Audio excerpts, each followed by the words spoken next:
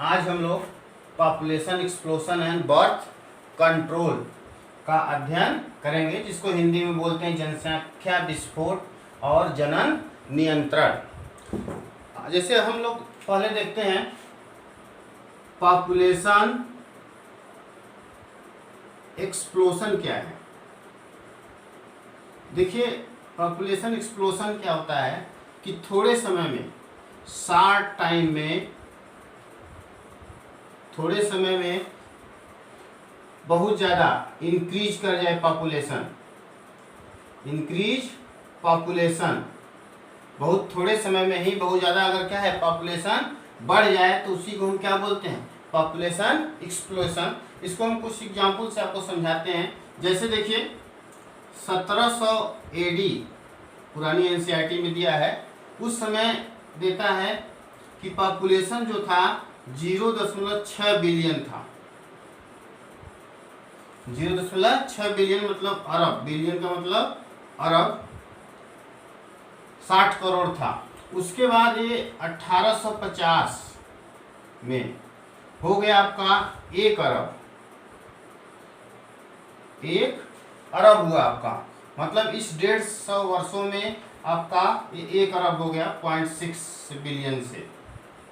फिर 1930 NCERT में, इस समय की जो NCERT है उसमें 1900 देता है अराउंड, उस समय ये 2 अरब हो गया, पूरे विश्व की जनसंख्या 2 बिलियन। उसके बाद आपका 1930 के बाद 2000 में आपका ये हो गया 6 अरब, माने 6 बिलियन हो गया। इस तरह से देखा जाए तो पॉपुलेशन आपका इस 100 वर्षों में 4 बिलियन बढ़ गया है अप्रॉक्सीमेटली, लगभग। ठीक, उसी तरह से इंडिया का अगर देखा जाए तो जब इंडिया आज़ाद हुआ था 1947 में, उस समय इसका पॉपुलेशन जो था आपका 35 करोड़। 35 करोड़, लेकिन 2000 में ये हो कितना गया आपका 1 अरब। 1 अरब मतलब 100 करोड़, 100 करोड़ हो गया। तो इस तरह से देखा जाए तो बहुत थोड़े समय में ही पॉपुलेशन की साइज बहुत ज़्यादा बढ़ गई। ठीक है, तो इसको हम क्या बोलेंगे, पॉपुलेशन एक्सप्लोशन। ये सब NCERT में डाटा दिया हुआ है यहाँ, और यहाँ से आपका 1900 में आपका कितना 2 अरब, 2000 में 6 अरब। ये पॉपुलेशन एक्सप्लोशन है। इसका मेन कारण क्या है, जैसे पॉपुलेशन एक्सप्लोशन का, जैसे देखिए अगर आप देखेंगे तो 1920 के करीब, अगर उस समय देखें, ग्रोथ रेट बराबर होता है birth rate minus death rate. इसको सिंपली इसी से निकालते थे पहले, माने जन्म दर बर्थ रेट और माइनस मृत्यु दर डेथ रेट।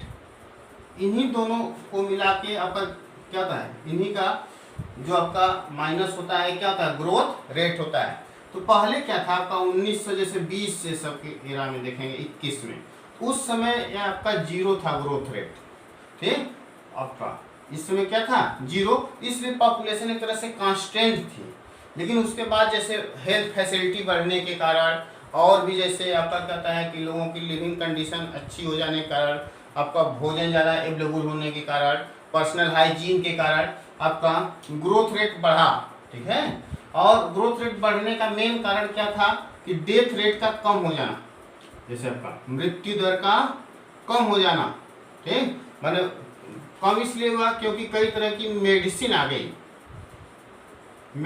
गई, हेल्थ फैसिलिटी अवेलेबल हो गई, लोग पर्सनल हाइजीन का ज़्यादा यूज करने लगे, सरकारें भी आपका क्या है हेल्थ स्कीम चलाने लगी।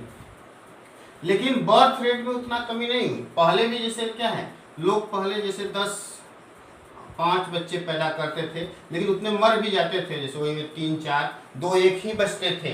ठीक, इसीलिए उसमें मृत्यु दर भी, जन्म दर भी बहुत ज़्यादा था तो मृत्यु दर भी था। लेकिन बाद में क्या हुआ, मृत्यु दर कम हो गई, कई कारणों से भी हम बताए हैं आपको। मृत्यु दर कम हो गई लेकिन जन्म दर उस हिसाब से कम नहीं हुआ, इसीलिए ग्रोथ आपका क्या था, पॉपुलेशन बहुत तेज बढ़ी। ठीक, लेकिन आप अब के डेटों में देखा जाए तो ग्रोथ रेट कम हुआ है। जैसे आपका एनसीईआरटी का डाटा दिया हुआ है, एनसीईआरटी के अनुसार जैसे क्या है आपका, एनसीईआरटी में जैसे जो डाटा दिया है उसी को 2001 के अनुसार दिया हुआ है। 2001 के अनुसार इसमें ग्रोथ रेट जो था जीआर, पॉपुलेशन ग्रोथ रेट, वो आपका 1.7 है। ठीक है, इसका मतलब 1000 लोगों पे 17 जन्म होता है एक साल में, पर ईयर। ठीक, और इसके अनुसार एनसीईआरटी में देता है कि अगर इस रेट से भी पॉपुलेशन बढ़ेगा तो 33 वर्षों में डबल हो जाएगा। क्या हो जाएगा? डबल हो जाएगा, माने बढ़ दुगना हो जाएगा आपका। लेकिन बाद में जैसे आपका क्या है, 2011 के अनुसार जैसे 1.3 आपका जन्म दर आपका ये हो गया सारी ग्रोथ रेट, तो उसके अनुसार 40 वर्ष लगेंगे। अब और भी कम हो रहा है, जैसे आपका जैसे 2021 का जो पॉपुलेशन सेंसस आएगा आपका, उसका डाटा, उसमें और भी आपका देखेंगे ग्रोथ रेट कम हो गया है आपका। ठीक है, जैसे आपका देता है यूएस के अनुसार, यूनाइटेड स्टेट के अनुसार नेट पे दे रहा है कि 1 के करीब हो गया है आपका, 1.1 ये सब इंडिया का, ये सब इंडिया का है आपका ग्रोथ रेट। देखिए तो इसमें कैसे कंट्रोल हुआ है, किया जाए, जैसे ग्रोथ रेट को कैसे कंट्रोल किया जाए, तो मृत्यु दर तो कम हो गई, क्योंकि आपका दिया है 2 चीजें, infant mortality rate, infant mortality rate IMR and maternal mortality rate MMR। ठीक, ये सब आपका देखेंगे तो एकदम कम हो गए, डिक्रीज हो गया। कई चीज देखे होंगे आपका, सरकार भी कई योजनाएं लागू करती है, जैसे माँ के प्रेगनेंसी से लेकर जन्म तक के बाद तक कई फैसिलिटी, माने फ्री पैसे देना, फ्री न्यूट्रिशन देना, ये सब स्कीम चलाने के बाद इन दोनों में बहुत कमी आई है। ठीक है, और दूसरी बात क्या है, जिससे डेथ रेट में बहुत कमी आ गई, लेकिन बर्थ रेट में उतनी कमी नहीं आई। ठीक है, जिससे पॉपुलेशन ज़्यादा एक्सप्लोशन किया है आपका। तो बर्थ रेट को भी कंट्रोल करने के लिए जैसे सरकार भी कई स्कीम चलाती है, जैसे आपका कहता है एक सबसे मेन मेथड है कंट्रासेप्टिव मेथड, कंट्रासेप्टिव मेथड। ठीक, कंट्रासेप्टिव मेथड माने गर्भ निरोधक विधियों को अपनाकर, ठीक है, कम बच्चे पैदा किया जाए। ठीक है, जिससे आपका फैमिली की साइज छोटी हो। ठीक है, तो इससे क्या होगा, आपका जनसंख्या पे नियंत्रण होगा। इसी को हम आज अध्ययन करेंगे, कंट्रासेप्टिव मेथड्स। कौन कौन से कंट्रासेप्टिव मेथड्स हैं जिससे पॉपुलेशन को रोका जा सकता है, पॉपुलेशन एक्सप्लोजन को रोका जा सकता है और जन्म दर कम हो। ठीक, देखिए जैसे